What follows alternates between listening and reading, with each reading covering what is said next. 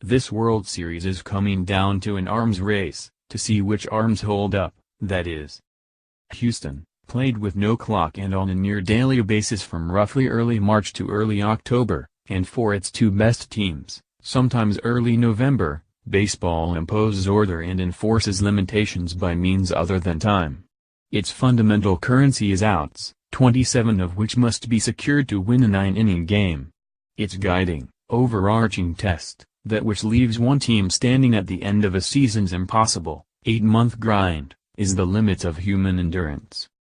There will be a winner of the World Series determined within the next 2 nights, perhaps as early as Tuesday night's Game 6 at Dodger Stadium in Los Angeles. The Houston Astros, ahead 3-2, need to secure 27 more outs, somehow, to win the first championship in franchise history. The Los Angeles Dodgers, somehow, need to secure 27 to force a Game 7, then, somehow, 27 more to win their first since 1988. But in the aftermath of a dizzying, thrilling and exhausting Game 5 on Sunday night, a 5-hour 17-minute and 10-inning marathon of tectonic shifts and towering home runs, which the Astros didn't so much win as survive, by a 13-12 score, on Alex Bregman's RBI single in the 10th. The principal factor from this point forward may be endurance. Both teams are approaching the edge of what the body, specifically the throwing arms of their pitchers, can tolerate, and in some cases may have breached it. Everybody's pretty exhausted after that, Dodgers ace Clayton Kershaw told reporters at Minute Maid Park in the wee hours of Monday morning. Emotionally and physically. Game 5 will linger in the minds and hearts of anyone who witnessed it for a long time. It was the second longest and second highest scoring World Series game of all time, and it featured the second most homers, 7, one fewer than were smashed 4 nights earlier in Game 2, the majority of them Sunday night either tying the game or putting one team ahead. The ball may or may not be juiced, but the game certainly is. Game 6 was merely a distillation of baseball at the end of 2017. Marked by towering home runs and a parade of relievers to the mound, in which the final out remained elusive to the end. The mind reeled. The heart soared and crashed and soared again. But what matters most of all now is the arms. To accrue the outs necessary to hoist the World Series trophy at the end will require wringing some final drops of effort out of 2 groups of pitchers who, almost uniformly, are reaching the point of diminishing returns, if not full system failure. The first to make a go of it, Tuesday night's starters, will be Houston ace Justin Verlander and Los Angeles lefty Rich Hill. Heaven help them.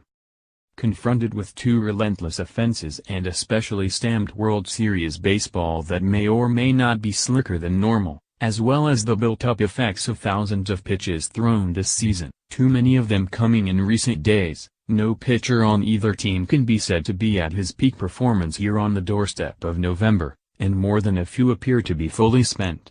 There are pitchers on both teams of whom it must be asked whether another stint on the mound is an acute injury risk.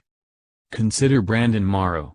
On Sunday night, the right-handed reliever was supposed to have been off-limits for the Dodgers, having already gone beyond his established limitations by pitching in 4 straight games, bisected by 1 off day, and in 11 of the Dodgers' 12 total postseason games to that point. But he was also one of the Dodgers' 2 or 3 best, responsible for nearly a quarter of the 28 consecutive scoreless innings the Dodgers' bullpen had amassed at one point this postseason, and he thought he had an inning in his arm Sunday night. He phoned the dugout and told manager Dave Roberts he wanted to pitch the 7th, with the Dodgers up by a run, a decision Morrow would later characterize as selfish. In the 7th inning, Roberts said, "You can't turn him down." Morrow would last just 6 awful, lifeless pitches, 2 of which left the park, propelled by the bats of Astros stars George Springer and Carlos Correa, 2 others of which produced hits and still another of which bounced away from the catcher for a wild pitch. By the time the Dodgers could get another reliever ready, Morrow had given up 4 runs and coughed up the lead. Roberts was only taking the word of one of his most trusted men, but with the benefit of hindsight it looks like a borderline case of medical malpractice. The ranks of the overcooked and the flat-out burned is long. It likely includes Astros closer, in name only, Ken Giles, a stalwart all season but someone the Astros studiously avoided Sunday night, even as they blew leads of 11-8 and 12-9, and probably can't put into another high-leverage situation the rest of the series. There is no telling what the Dodgers can expect anymore from Kenta Maeda or Kenley Jansen, the latter widely regarded as the best closer on the planet, but who appeared a shell of himself, his velocity down, in giving up the winning run on Bregman's single Sunday night, or the Astros from top relievers Will Harris, Chris Stefanski or Joe Musgrove. All told, relievers for both teams have a combined ERA of 6.33 in the series. "I think you can always dig deeper and find one more level," Stefanski said defiantly after Game 5. "I'm going to do it one more time." The well-done list may also include Kershaw, the premier pitcher of his generation, and someone who could be relied on for a lockdown relief stint between postseason starts in the past. The evidence of Kershaw's doneness is overwhelming, beginning with the fact he couldn't protect leads of 4-0 and 7-4 in the first half of Sunday night's madness. "Everybody's taxed right now," Roberts said. The Astros may have the upper hand in Game 6, in that they have Verlander, the 2011 AL Cy Young winner and a sturdy 4-0 with a 2.05 ERA this postseason, to start it, and they may be prepared to piggyback starter Lance McCullers Jr. in relief, whenever Verlander gives out. McCullers, a starter by trade, famously secured the AL pennant with a 4-inning save in the Astros Game 7 win over the New York Yankees in the AL Championship Series. Nobody would be surprised in the least if Verlander and McCullers are the only pitchers who take the mound for the Astros on Tuesday night. But this is a high-wire act for Astros manager A.J. Hinch. If they falter, and the Astros lose, McCullers was to have been their Game 7 starter, a job that would at that point probably fall to Charlie Morton, who would have to make that start on 3 days rest. The Dodgers, needing 2 wins, would probably need to save Game 3 starter Yu Darvish for a potential Game 7 on Wednesday, rather than use him in relief in Game 6, leaving them precious few options for a Plan B if Hill should falter Tuesday night. Here, at the end, the Dodgers are almost surely paying dearly, in dead arms, for the decision to pull Hill after 4 mostly effective innings in Game 2, and Darvish's subsequent, 1 2/3 inning dud in Game 3. Both exits, one forced and one unforced, necessitated long, grueling nights for the Dodgers bullpen, the toll of which has brought them to this point of danger.